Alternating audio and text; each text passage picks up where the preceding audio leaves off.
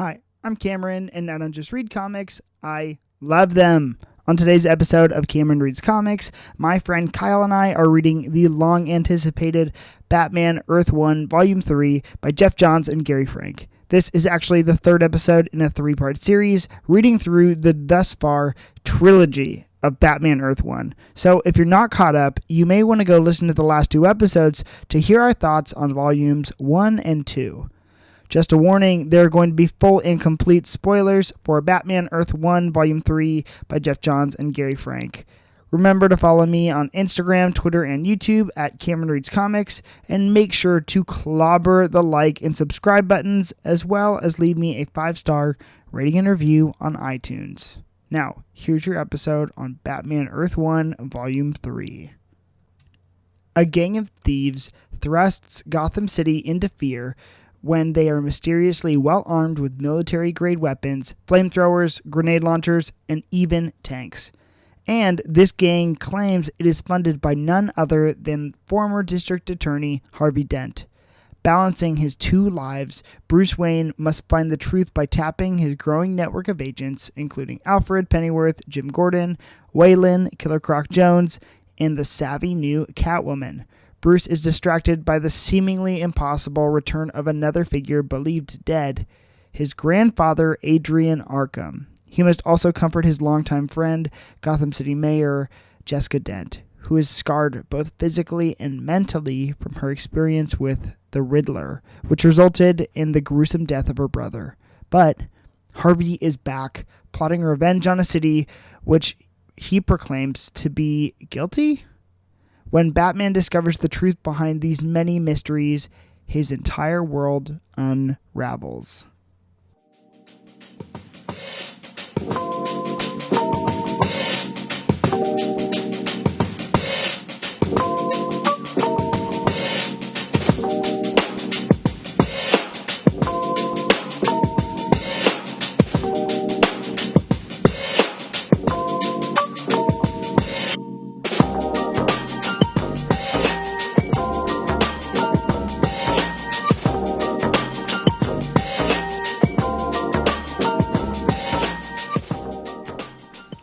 Alrighty, there we go. Alrighty, Kyle, welcome back to Cameron Reads Comics.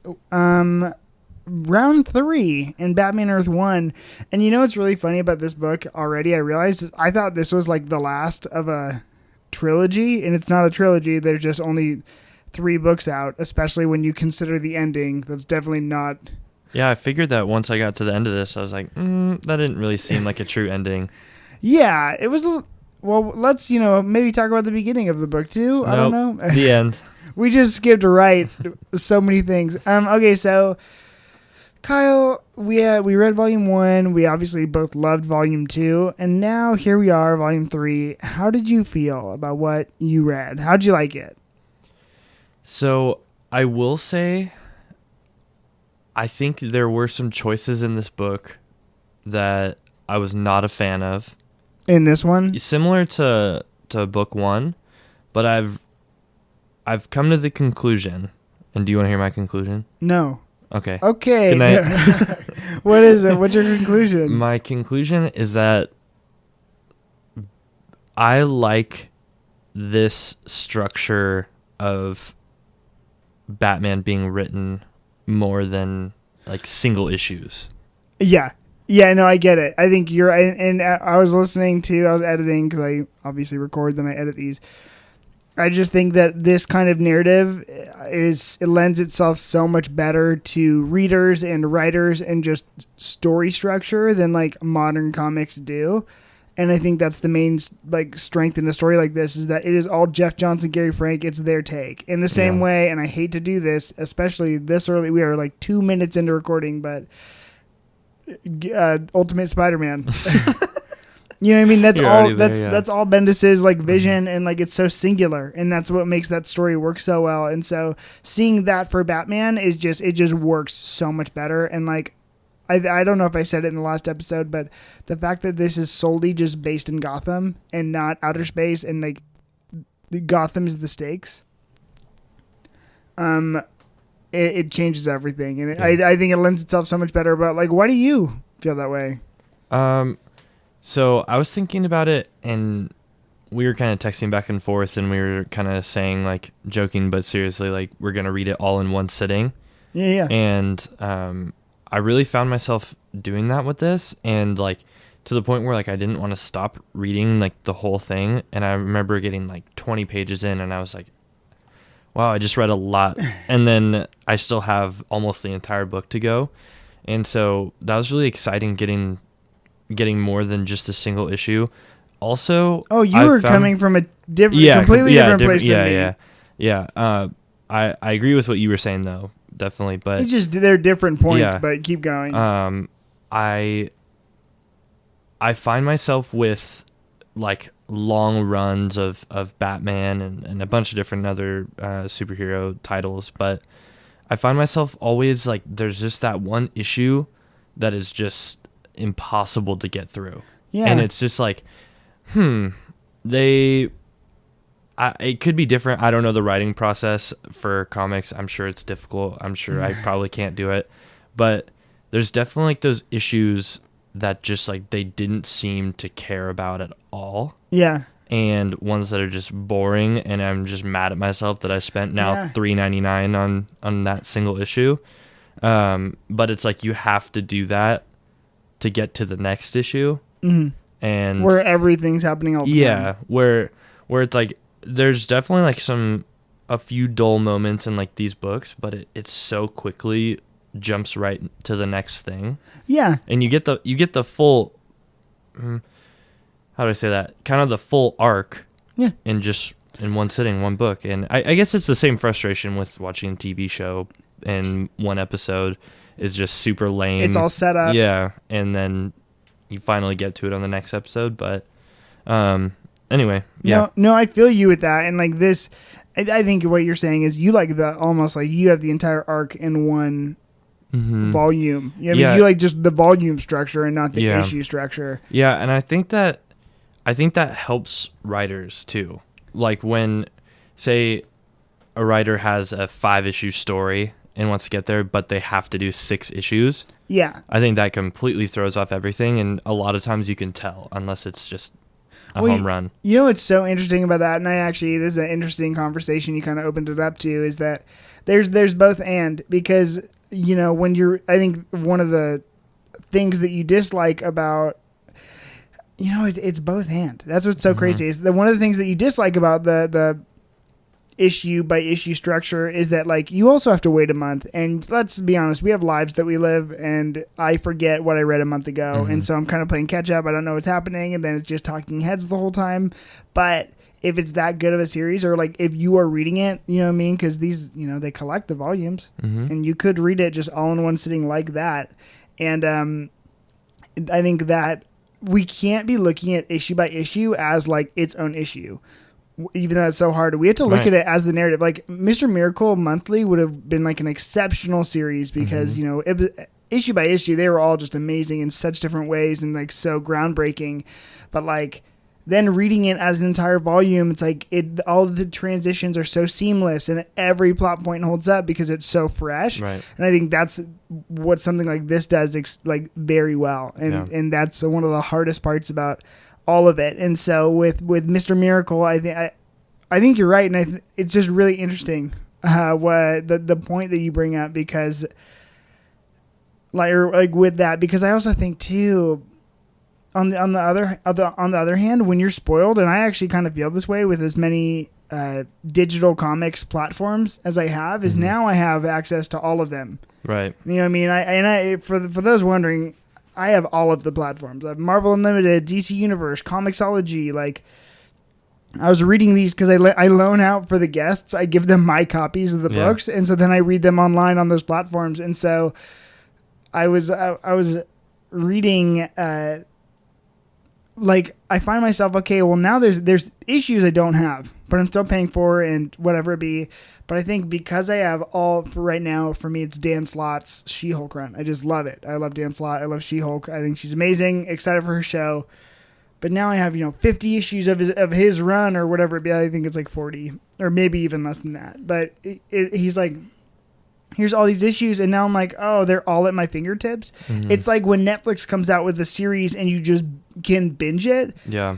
Have you ever found your... Oh yeah, and then it's just like, oh well, that's that. Or not even, like, sometimes it's all there, and I'm like, wow, I don't want to sit here and watch it for 7 hours, and then I just end up never getting back to it. And so yeah, I think there's a little bit of both. I think that's what the CW verse kind of really got me back into, like, when Flash came out. Episodic television is actually, like, really fun, and I think that's the difference between, you know, watching the entire season and then watching episode by episode. Is each has their merits, and, like, it's nice to have, like, a custom to, like, come and sit, but... I guess I don't mind when they're coming out like issue by issue. Like I love it.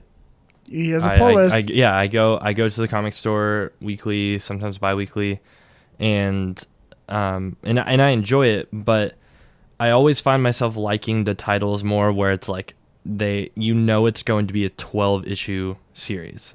And that makes me feel like, okay, they figured out the 12 issues. And that's it. That's going to be the full story, you know, where it's like the ongoing story where it's at 100 issues.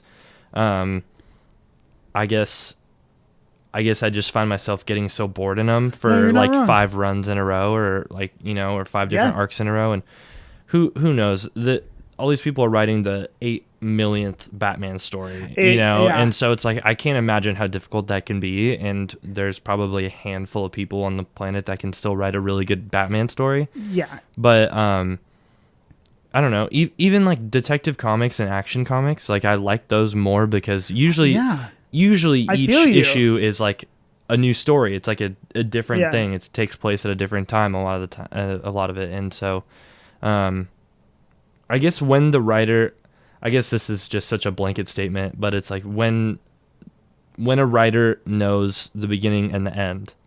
Yeah. You know, is when I feel like Bendis on Ultimate Spider-Man probably knew where he wanted to go, where he wanted to end up. Yeah. You know, I don't know. Cause I'm like, it's not like he starts that series, because that was like his first time on a major comic. He did some Spawn stuff before that, and that was what he's like really known for. And then he took over Ultimate Spider-Man. How many issues? Like 140? He did more than that. Peter dies at like 130 something, and then you know, it kind of whatever takes a break after the death, and then it's all Miles Morales, and then he does 36 issues on Miles Morales. So 100,000 years on Spider-Man, and so But with that being the case, I just think that he found himself, I don't know if he knew, you know what I mean? I don't think anyone could have guessed the trajectory. And so, but it's so interesting because all that is so interesting, because I think you're right too. But here, a catch-22 for me is, I think Tom King always intended, and this is kind of spoilers, but really not at this point, Tom King always intended to marry Batman and Catwoman. It was just kind of going to be how they get there. But planning that over a series of 85 issues, I don't know. I don't think he had quite a plan on how, or like every single issue mapped out. So I think this story lends itself very concisely. Yeah. Is that where you're feeling? Yeah. I'm like, because I get it. Like, yeah. There's always the outliers. So it's like, obviously there's a handful of runs of just a character, and it's an ongoing series, and they're unbelievable. Like some of the best runs ever, you know?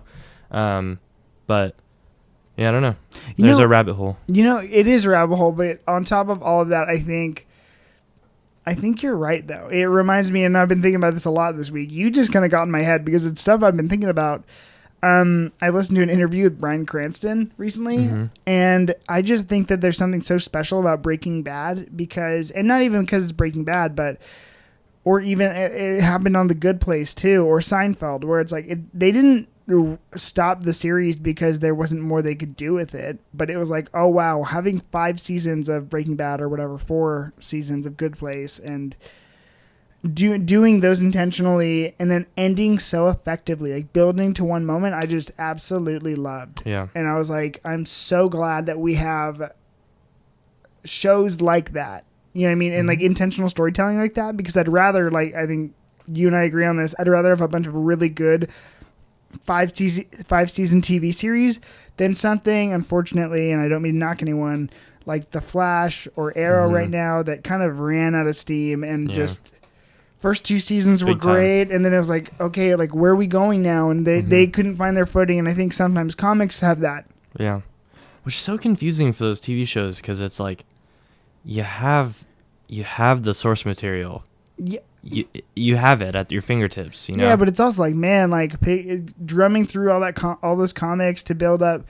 I also think that personally, just on another level, they could cut the show runtime in half. Yeah. I'm like, we absolutely. don't need 26 episodes for the sake of your actors, for the sake of, just your writers and everyone. I'm like, we can just cut that Yeah. down and have a really great, as many seasons as we have with half the episodes could be really, I don't know, that's just me. But Well, yeah.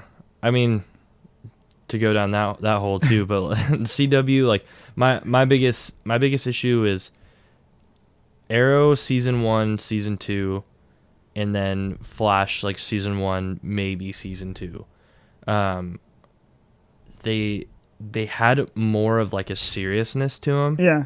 And then I don't know what happened, but all of a sudden they decided that like one of the characters had like a funny joke one time, and then the rest of it just became comic relief and then some fighting at the end of an episode. Yeah. And then it's just like, oh, we got away. It's all right. We'll get him 5 episodes later. Yeah.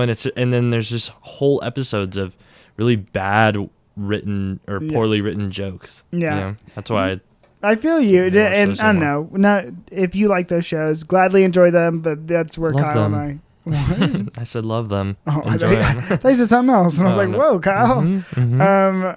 Okay, so going back to Batman Earth 1, Oh yeah. picking up where the last book left off with Jessica and Harvey, and she's in the hospital. Is now diving into the story. How did you like it? How'd you like this compared to the others? How did you feel about where it picked up? And Everything that that was a 15-minute rant on anything but this book, by the way. that's fine. They're getting bonus content today. Like everything that I've said in previous episodes that Jeff Johns does well, all holds up in this book as well. I think I don't know how much. I guess one of the choices I didn't really like was the whole thing with Harvey Dent. Okay. He's dead. Yeah, we can do all spoilers allowed. Yeah. So he's actually dead. Like he's truly dead. They did one of the best like face reveals, and then Yeah. they're like, it doesn't matter. Yeah, and so I guess I would say like something that Jeff Johns did super well was he teased it at the end of book 2 with Jessica having like the split personalities. Yeah.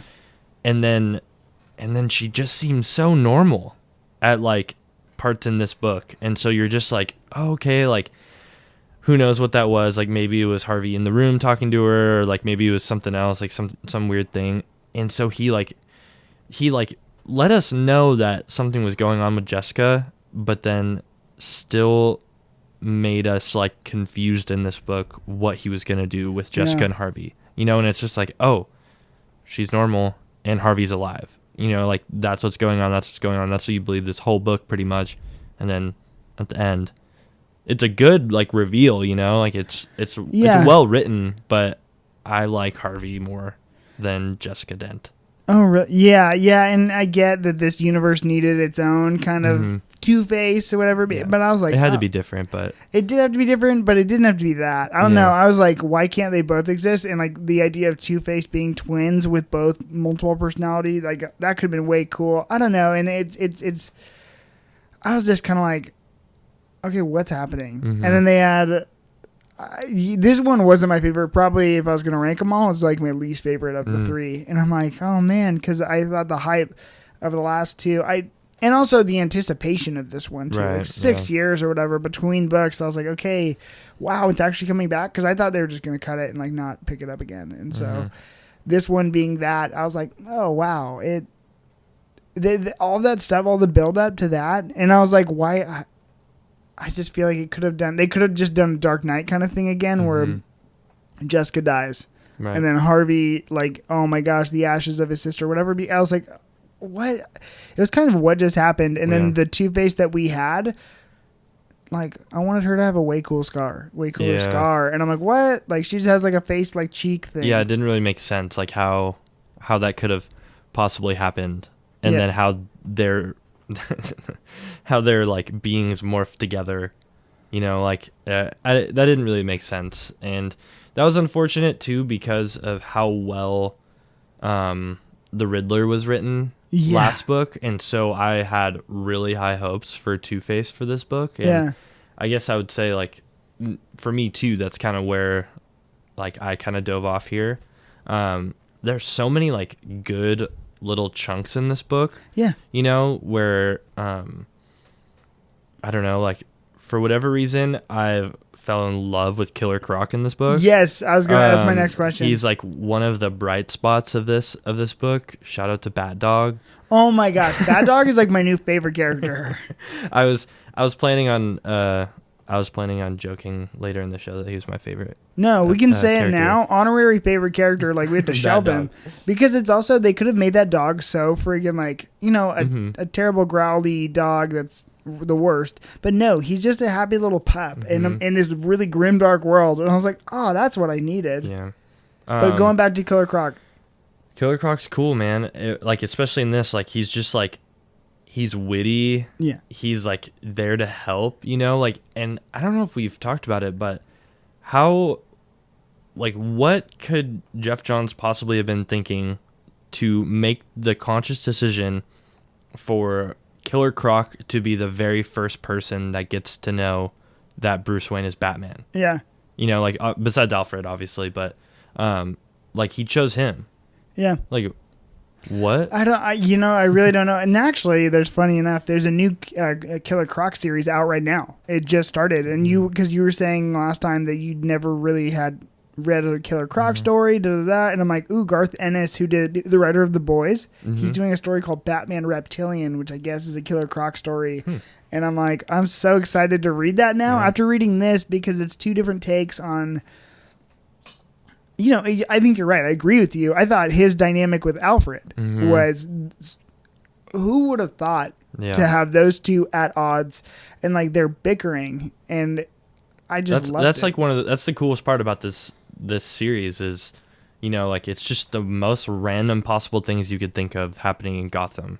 It's like so different from the rest of traditional Batman stories. It's the random character talking to like a beloved character, and it's like they're a main plot point in this story. Yeah, they have like cool. a dynamic, which is like you never would have like thunk to have seen it. But yeah, I like the Killer Croc stuff.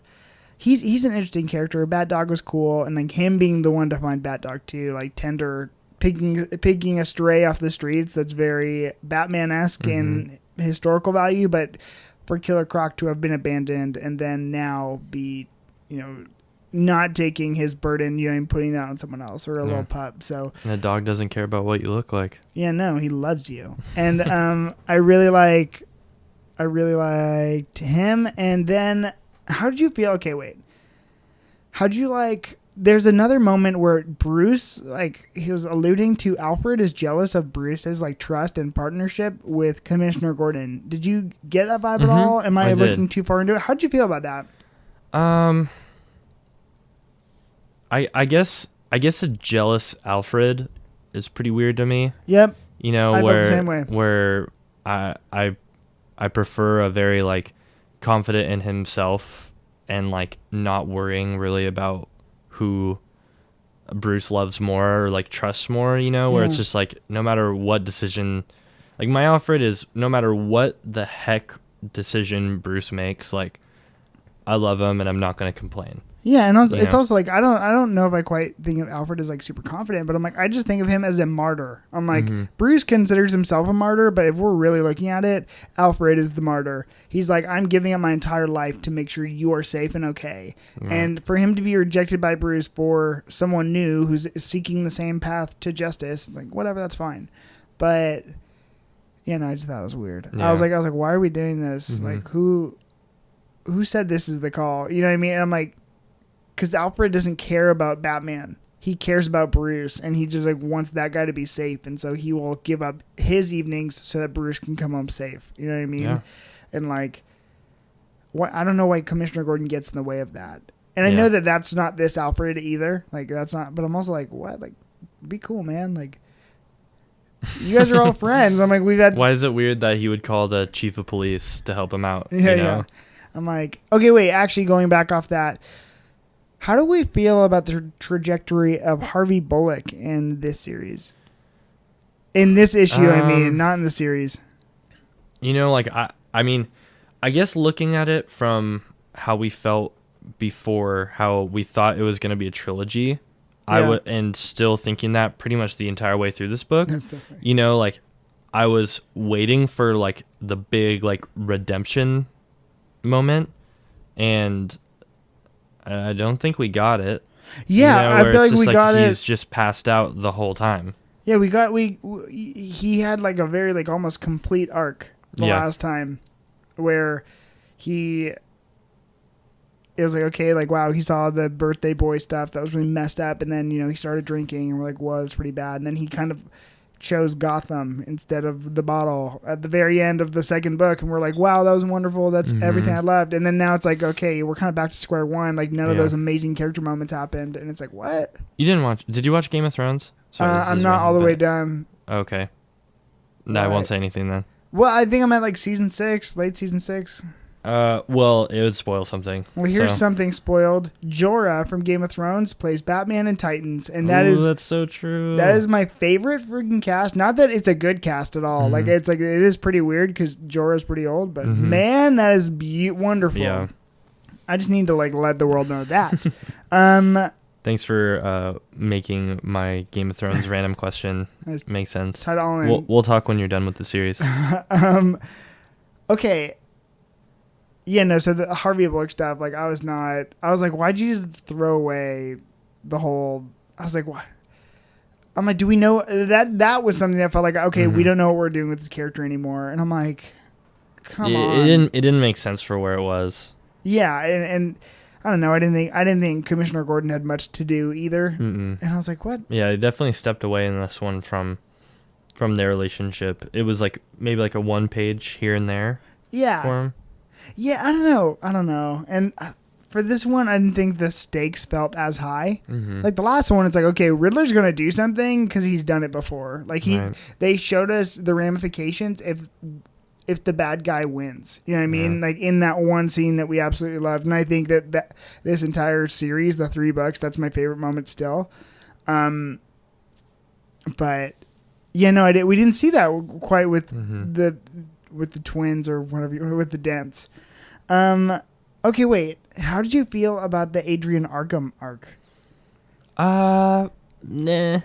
I was like, okay, like, wow, I guess we're really leaning into like Bruce's family history with Gotham, and I was like, Right. that could be very cool. Like, I'm down with that. And then because Gotham. It's all about Gotham for Bruce. And I was thinking about that and like his obligation to his family through the service he provides to his city. Like, very cool. I'm down with that. And so then him being an Arkham, I'm like, wow, that does tie his family more back into the city. Cool. We can make this work. And then it kind of just falls flat for me. Yeah, like I don't really get like the whole like Gotham curse thing. Yeah, okay, your mom's in Arkham, okay, and then Yeah. we found my grandpa, who my mom saw murdered, okay. Yeah, like when you get to like the grandparents and stuff like that, that's kind of where I'm like, okay, it's just an old legend coming back to haunt you, where it's like nothing really from Bruce's like actual life, Yeah, where it's cool when like a lot of things like tie in to his personal relationship with Gotham, not like his full like lineage being tied. yeah, and then for a payoff that was like, okay, wait, what? Like, none of it mattered at the end, and I was like, Yeah, who he was Clayface. Clayface? Yeah, that's like I like Clayface. I'm like that. That's Clayface is also, I just think, one of those villains that is so freaking cool. You know what? I'm waiting. Ooh. If I was to ever write Batman, I think I was talking to you about the villains I'd write. I think I'd go for a great Penguin story. I wanted like a 6-issue arc on Clayface. Man, Is that Red Hood story Clayface story? Red Hood? Which one? Under the Red Hood? Yeah. No, you're thinking of, okay, wow. This is going to go for spoilers, though. I'll tie this into something else later. Spoilers for Batman Hush, but Jason Todd comes back in Batman Hush, and then the next arc is Batman, or in Hush, like Jason Todd reveals himself to almost try and kill Tim Drake Robin, and Batman pretty much finds out that it wasn't Jason, it was Clayface. Yes. Posing as Jason. But then in the next arc, it's Under the Red Hood, where Jason's like, "Oh, I wasn't Clayface, that was me." And it's like, what? Okay, because that's when Jason Todd comes back from the dead. Those are the two I got mixed up. You had me when I first started reading comics. You had me read both of those back to back. Yeah. Oh, great. It was like the first two Batman stories. And now here's the fun fact I wanted to tell you earlier. Please. I've been changing my computer desktop at work because I'm not allowed to have too much stuff in my cubicle. And so I changed my background to, I think it's Batman 6. It must be like 616 or 619 or whatever the last issues of those are. But it's everyone in the Bat family. It's like a big splash page, like fold out cover of everyone in the Bat family on the roof. I'll show you a picture of it. But if you guys know the Jim Lee art, it's amazing. And so I want to send you it because I literally just stare at Nightwing on my computer at work when I don't have anything to do. I'm just like, wow, like that looks so cool. And that's like prime Jim Lee. Is Tim Drake your favorite Robin? Yep. Yeah. By a lot. Yeah. But it's also like, man, it goes Tim Drake, and then I never thought I'd say this in a million years. Then it goes Damian. And also, are you reading the Josh Williamson Robin series right now? No. It is amazing. Okay, you and I. Here's another fun fact, because honestly, I don't want to. There wasn't much that happened in Batman Earth 1 Volume 3, if I'm being completely honest. Yeah. But Josh Williamson, we met him at WonderCon. Did we? He was right about to write Flash War. A long time ago. I think he is one of DC, like currently DC's in the roster of writers, one of the best. His Flash stuff was pretty good. I think his Flash stuff is like right under Mark Waid's Flash run for me, which is huge because Mark Waid is number one. I'd say number one Flash writer because he had the longest run on the character, but then everything he did has resonated and changed that character forever in a way where, like, okay, Jeff Johns had two great stories with Barry Allen, and that's what the Flash TV show and all the stuff is chasing. We wouldn't have Speed Force if it wasn't for Mark Waid. And then, like, Josh Williamson, like, I think was the first time to ever give Barry some original stories, which is like awesome. Like, I'm like, okay, like let's give this character something to do. And so he's writing Damian Wayne Robin right now, and read his Batman Superman run too. He did the first like 16 issues of that. Then he's doing Robin right now, and it's amazing. He's like, okay, wow, let's make his best friend Connor Hawke. Which is Green Arrow's son, who was rejected by Green. It's like, oh my gosh. I'm like, well, how come nobody thought about this? And it's like, it just shows that, number one, he loves those old characters, and then, like, he knows them too. He, like, puts them in places that are like, oh, this makes sense. Like, when you and I were talking about the Batman-Superman dynamic, I think he writes that perfectly in Batman-Superman. But anyways. Can I tell you something? Yeah. I've never read a Damian Wayne story. Well, you know what?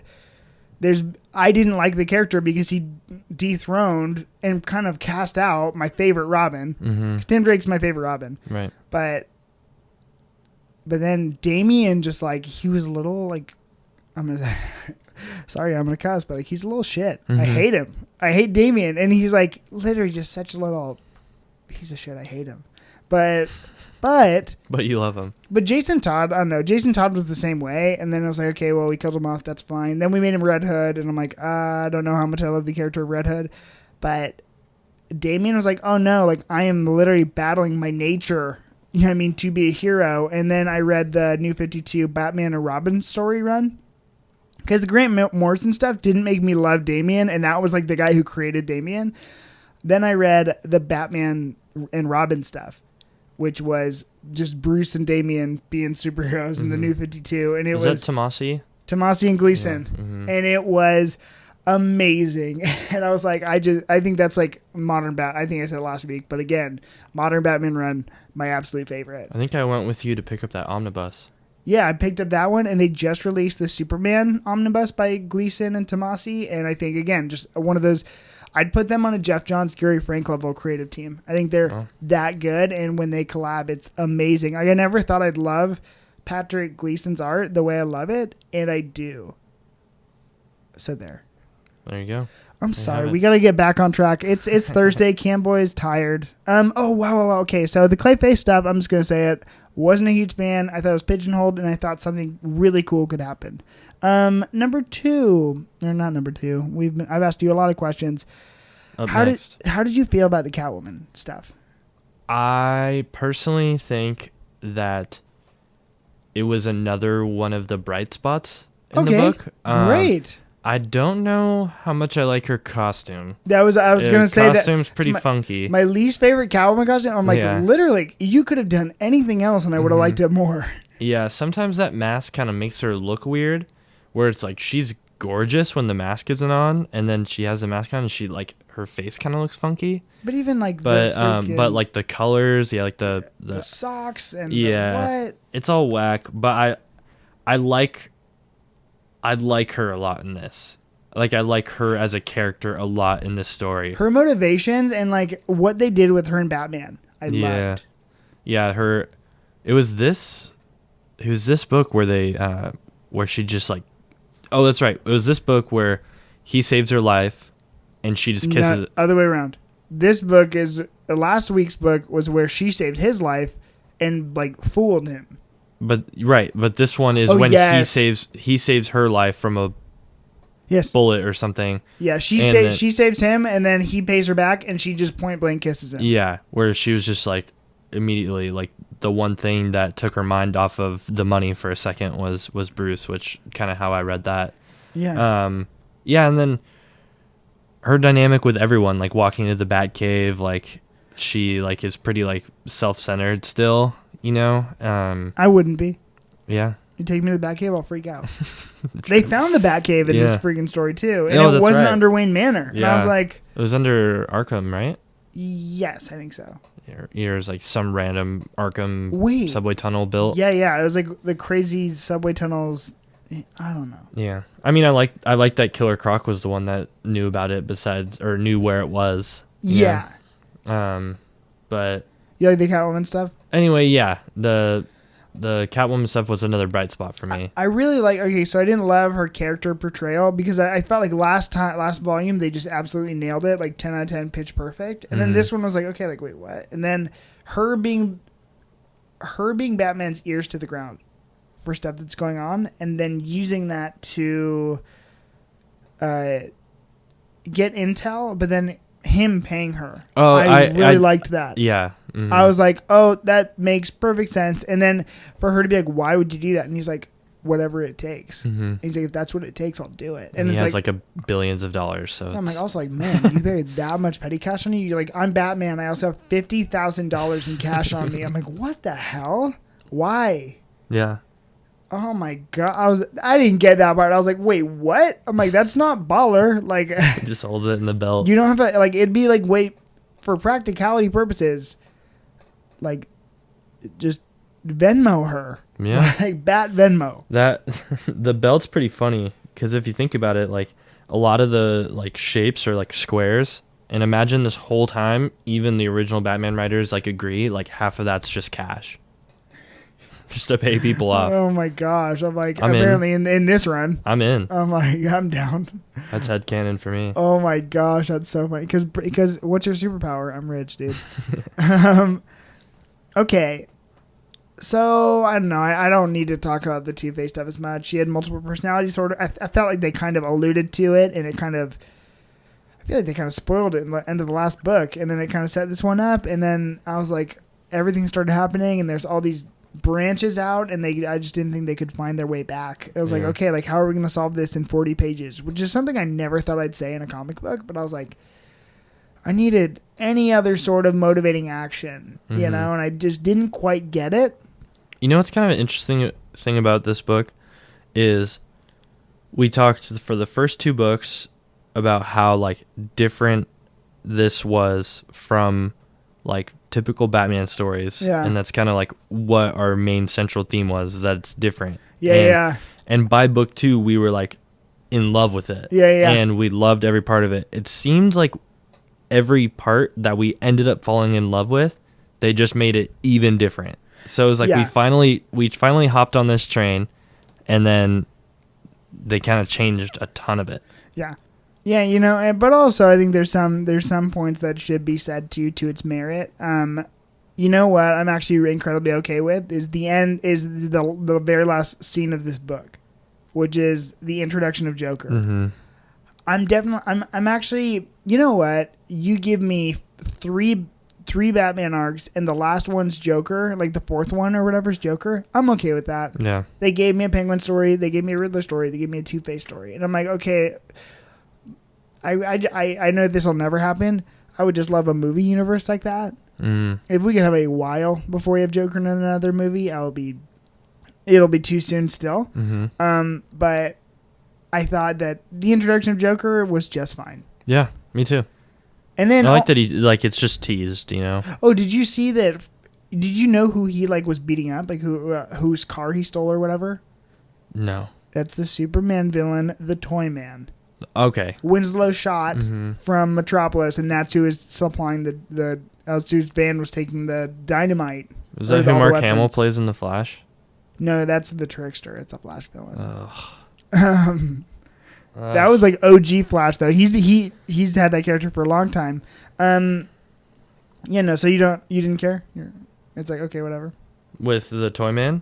With the Joker. Oh no, I like it. I'm like I'm okay with it. His look is nice too. And I like that Batman isn't so fresh. You know what I mean? He's Mhm. not so green that like Joker like. I'm like he's kind of poised, and so now it's like let's throw a wrench in thing with the Joker, and I'm okay. I like that. Yeah, I think we both agree that we both agree that just there's too much Joker Yeah. in the world of Batman right now.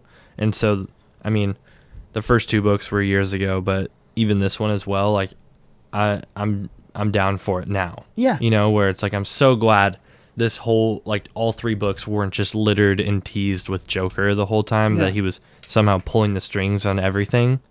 Where it's like that's kind of what a lot of modern writers kind of allude to, is like this whole time it's actually been the Joker. Yeah, And yeah, then yeah. Here he is. Joker killed your parents, and it's like what? No, Yeah. be cool. Like I'm pretty sure that's what they did in the Joker movie. Yeah. Or no, That's it? someone from the Joker, like during all the mob riots and stuff. Yeah. Thomas Wayne gets out and they out of the theater and they get shot by a guy in a Joker mask. And it's like the Mhm. worst ever. But I'm sorry, I'm being so negative right now. Sorry, guys. It's okay. It has to happen every now and then. You know. Okay, actually, here's a question. If it wasn't Joker, who is the next villain you'd like to see with this take? I didn't send Kyle the questions before. I don't know if I have another villain that I would really care to see yet. Really? As in I think more so what I'm looking forward to is just how they treat the Robin Batman dynamic going forward, because I don't like how they did this. They're like, okay, there's Robin now, and we're the outsiders. Yeah. And Arkham Asylum's now a thing. I was like, Mhm. whoa, we just did that in like literally 2 pages. Yeah, which is like, I hope we somehow get the actual origin about how they find themselves in the Batcave, you know, because that's always so interesting how Bruce finds these kids, Yeah. and trains them and stuff, and yeah, they were just all of a sudden ready here, where it's like cool shot of them in the Batcave. Oh yeah, it was freaking Robin, Ragman, Batman, Catwoman. I was like Killer Croc, and then I was like, what the heck? Yeah, We just did all of that. where it's like I'm more so excited to see, and I guess nervous to see how he treats all their dynamics together, where it's him, Batgirl, Robin. So I guess over any other villains, I mean, Scarecrow I think could be cool. Yeah. In this like story, but yeah, honestly, I don't really have anyone. Bane, I don't know how they'd write a Bane story. You but know who I want? I want Mr. Freeze in this universe. I think that could be so cool just That's to a good like, one. because he's not. I don't know. I feel like there's room for a lot of silly characters. I think they could ground him. Yeah. And I think that could be. I'm waiting for a really good Mr. Freeze story. And I actually think, I don't know, if they were ever to go. That was my big casting as like for speculation on the Batman movie. There's like Jonah Hill coming in, and everyone's like, Jonah Hill's gonna be the Riddler. He has to be the Riddler. Da da da da. And I was like, no, I want Jonah Hill to be Mr. Freeze. I want that casting more than anything in the world. I couldn't even imagine that. I'm like, I want something I can't imagine. Like, Yeah. I think Paul Dano as Riddler, Paul Dano also for Mr. Freeze. Like, give me something crazy. Like, because I think Marvel's been very kind to us in giving us some unlikely actors to play roles that they just knock out of the park. I don't think anyone would have, like, at face value taken. I think Terrence Howard made more sense than Don Cheadle as Rhodey, but Don Cheadle kills it as Rhodey. I think Chris Pratt as Star-Lord, nobody saw that coming. Right. Like, it's like those. Put Star-Lord on the map. Yeah, even Robert Downey Jr. as Tony Stark. It's like, oh, okay, and then like, whoa, that obviously now we know Yeah. that happened, you know, and so I think for some of those things, I want to be surprised, and so I really actually trust casting directors. I'm like, you know, some make sense, some are like, okay, Chris Evans is Captain America. It's like, well, that's almost too perfect. Yeah, and he was born for it. yeah, and then Brie Larson is Captain Marvel. Yep, I you know, we totally saw that coming. And Benedict Cumberbatch is Doctor Strange. It's like all perfect. But those with where we're at now, I'm like, oh man, like, yeah, I'd want to see Mr. Freeze, because could you just imagine that? The way that they could, because this is a mean streets like Gotham, the way that they could do that with like, wow, I just wanted to be with my wife, you know what I mean? And like watching all that go down, because I don't think Riddler was a villain, Penguin was a villain. They tried to make it so we don't know if the Dents were villains. They weren't trying to be. I don't think anyone can quite say that Mr. Freeze is a villain. I'm like, yes, he kills people, yes, but he's doing all of it to save the one he holds most dear, and it's that gray that I think could be explored in these stories like better than anyone. So I was like, I don't know. That'd be exciting. I'm waiting. Okay, who's that? That's my third character I'd write. Who are my first two? I was a Penguin, Mr. Freeze, and who's my other one? Clayface. Clayface. Oh, that'd be so good. I'm like, Write them. yeah, I'll read them. I will. I'll just make up my own universe. Batman Earth 2. There you go. I'm in. That's my creativity. I'm there for it. Okay, I guess I have like a couple more questions. We're winding down though. What would you rate this story out of 10? I think this one goes back down a little bit, but not too far. We did slam it a little bit, but I feel bad, yeah. But I read it in one sitting, like, you know, like that has to be like Yes. that has to be some merit, you know, You're right, where it's you're like right. I didn't put it down, so it's like I didn't it's want still to at all. exciting, yeah, it's Yeah. still exciting, it's still, like I said, like there's still some choices that I wouldn't have made, but I also don't write Batman, so, I think I gave book 2 like a 7. We gave it like high 7s, didn't we? Yeah. Or something like that. Book 2. I think I might have given it an 8 or 9. I think this one, I'm just going to give this one an even 7. Not Even going 7? back down. I'm giving it 6.5. Okay. And that's also too, we didn't mention, but again, this is my favorite freaking Batman costume, and I love it so much, and I love Gary Frank's art, and Yeah, we didn't even talk about the art yet. we haven't talked about it, but Unreal. majority of my 6 is Gary Frank's art. I literally just love it so freaking much, and we didn't even talk about the introduction of the Batmobile and the anticipated Batmobile. I liked it. I liked it a lot. Were you into it? No, Kyle hated it. They also redid the same joke with Catwoman and the cell phone. Oh, the phone, yeah. I was like, guys, come on. That was a one-time thing. Yeah. No. I guess I just kind of always imagined the Batmobile not looking like a typical car. Oh, really? Where like, I feel like I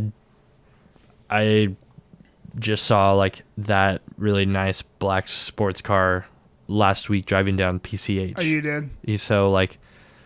So I guess I prefer my like it's a beautiful car, but I prefer my Batmobile to be like more out there, you know, like more ridiculous, like as if, I don't know, as if he was a little kid designing a ridiculous car. Do you like the tank Batmobile idea or no? Like the one from like The Dark Knight. Yeah. Or Dark Knight, or even they kind of did it in, what's it called? In Dark Knight Returns too. But like I'm talking the comic and the movie. The one from like The Dark Knight, the movie. I don't know if I like the look of it, but it definitely seems more so like was built for like military things, you know? Like it makes sense that like Lucius Fox would like design something like this with like a team where and like how he could somehow make them think it's for something else that's not him being Batman. Yeah. So I do like it. I don't know if I like the look of it as much, but if that somehow answers your question. You know, okay, wait. Do you have a favorite Batmobile? Not that I could like put to like a movie or comic. No. My favorite Batmobile is the Batman Hush Batmobile. I want mine. I do want it to look like a sports car, but I want it to be very specifically the Batmobile. I think this one balances that really well.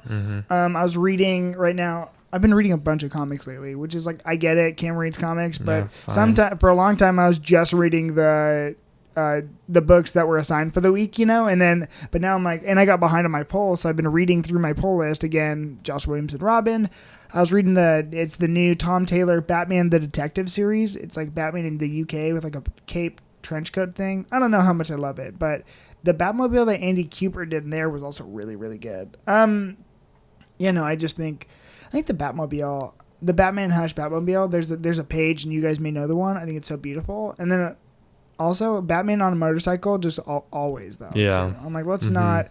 I like in the Dark Knight movies. I like him on the motorcycle those a lot scenes are more. so cool. I'm like, because here's my hot take. Oh wow, wait. Actually, I had a question for you. Now I remembered, and I might get backlash. If I'm just gonna be a hater today, I'll just be a hater. What's your favorite cinematic Batman costume?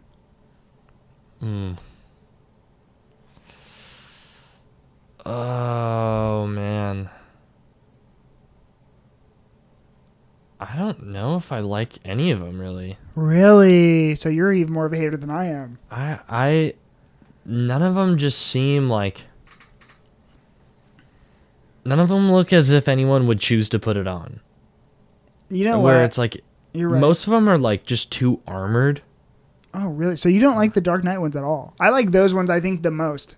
Out of those, yeah. But like Ben Affleck is just like too armored, you know? And like, I don't know. I don't have a favorite. I think Batman Returns might also be my favorite like formal costume. There's no function there at all. But I think for costume-wise, it's absolutely perfect. All black, yellow circle. It's great. It's rubber. It's not effective. I'm not super in love with it, but I think when it comes to accuracy and the rest, that one's the best. Armor stuff or like an armored suit in the Dark Knight makes sense because they actually put scenes in there where it's like, oh, I got bit by a dog. I'm gonna need something else under this, you know. And he's like, oh, like functionally, like I get it. He's got bullets flying at him all the time, but like as far as like looks go, like we've talked about it, like. I love like the simple like gray. Gray like looks like it's fightable, you know, like it looks like he can be really good in hand-to-hand combat. So, but yeah, that's my thing. Here's my thing. Yes, I get that everyone's all about the Ben Affleck suit for that reason, and I'm like, I get it, but this is the thing. I think, and this is really where I'm getting critical, but that is. I like that. It's fine. I think the suit's fine. I think the cape's okay. I hate the cowl, and I hate the insignia on the chest because I think it looks like a freaking block. I think it just looks like a black square on his chest, and it doesn't do anything. I'm like, it doesn't look like a bat unless you are right up in his face. I mean, if you don't know, then you wouldn't understand it. Same thing with Christian Bale, though, because he has like an entire divot in his chest, and so you can't see the bat logo. So how does anyone know what a bat looks like if it's like that? So, But again, that's why Michael Keaton is probably my favorite. But I'm like, I just need him to have bigger ears, and I just think the headpiece looked way too big on his head, like looked almost helmet in the Snyder stuff. Yeah, I think I just prefer a more swift and like assassin-esque Batman. Yeah. Not as much like the Batman who's gonna be like the center of everything to where 50 guys could be shooting at him, or like anything like that. Or half the time I like when no one even sees him coming. Oh yeah. But like a lot of the movies, like I get it, it's movies, you have to see him, you know, so he can't move that fast. But there's just so many moments where he's just like standing up straight, walking towards them, and then they do like a big like bulky punch or something like that where the fight scenes in The Dark Knight were not amazing, and that's what I will give Snyder. I think Snyder's Batman fight scenes, that was the best movement we ever saw of Batman, because he moved like Batman. You could swing on the bat rope, his cape was flowing in the wind. It was amazing, and that was the first time we ever saw that, and I was like, yeah, that's what I needed, you know. And so I want to give him all the props for that, all the big shout outs. But even so, I'm like, I know I don't like the costume, but I feel like there we are. I guess, okay, I don't know. Let's just close out. I got your 10 rating. What is now your last question? How would you rank these stories? I think I already gave you mine. How'd you rank the 3 volumes we've read? What's the top one, 2, and 3? We might have the same scale. That's so hard. I mean, it's only 3 books. No, I know, but 2 is evidently my favorite. Yeah. But like, and Batpup really raised the bar for this one. Probably 2, 3, 1. Really? Yeah. I go 2, 1, 3. Yeah. Oh wow, that's great. But I also don't have 1 at the forefront of my mind. Yeah, but also, I don't know, like, we read it fairly recently. I don't know. I guess. It was good. I said what I said. No matter what, all these stories make me think Batman is a crazy person. So I like these. I like this Batman like run a lot. Like as a whole. You know what we could do though? Because this isn't the first time they've done Earth 1 is like it's almost like Ultimate DC. Right. So they did Wonder Woman, that Grant Morrison writes. They've done Green Lantern. There's a new Green Lantern one I'd love to read. I haven't read. But they also did, I think, 2 or 3. I know they did at least 2 volumes of Superman by J. Michael Straczynski. I read the first one over quarantine, and it was pretty good. So if you'd ever want to go read volume 2, it's a new take on the Superman origin, and I think I got 2 volumes in there. Was it better than Batman Year 1? No. I mean, no, better than... Nothing's better than that. I know. Superman Year 1. Yes. Okay, then I'll read it. Oh my! I was like, Batman Year 1 is amazing. Yeah. And also, I'm just going to say it, Superman Year 1 does not take place over a year, which makes me so mad. I'm like, that's kind of the whole thing. I'm being a hater right now. I'm sorry to my fans. I hope you all love Superman Year 1. It also bothers me how they're shaped. Like the books, how they're printed. Oh, the magazine size? Yeah. They're not. I'm like, I got a bunch of magazine size Magnum boards for you, so if you need them. I don't. Okay, well, sorry. Alrighty. Okay, well, Kyle. Oh, what a fun one. I'm so sorry. I feel like this might have to be a bonus episode or whatever it be, but no, it's we will come back to you with more positive content. And actually, we're not going to spoil it. We have something in the can right now that is going to be very cool, very exciting. Another sequential read along, but it is going to be way in the future. But we're going to start recording as soon as possible on it, and you guys are not allowed to know what it is. So, until it comes out, so then you'll know. But we have stuff in the can coming. It's going to be awesome. It's not just going to be me and Kyle. There's going to be a third member, and it's going to be amazing. So, look out for that. Make sure to go follow me on Instagram, YouTube, and Twitter at Cameron Reads Comics. And if you're listening on iTunes, make sure to like and subscribe. Make sure to hit clap with a like. Oh my gosh. If you're listening on iTunes, make sure to leave a 5-star rating review. And if you're listening on YouTube, make sure to clobber the like and subscribe buttons. We will see you later. Thank you, Kyle.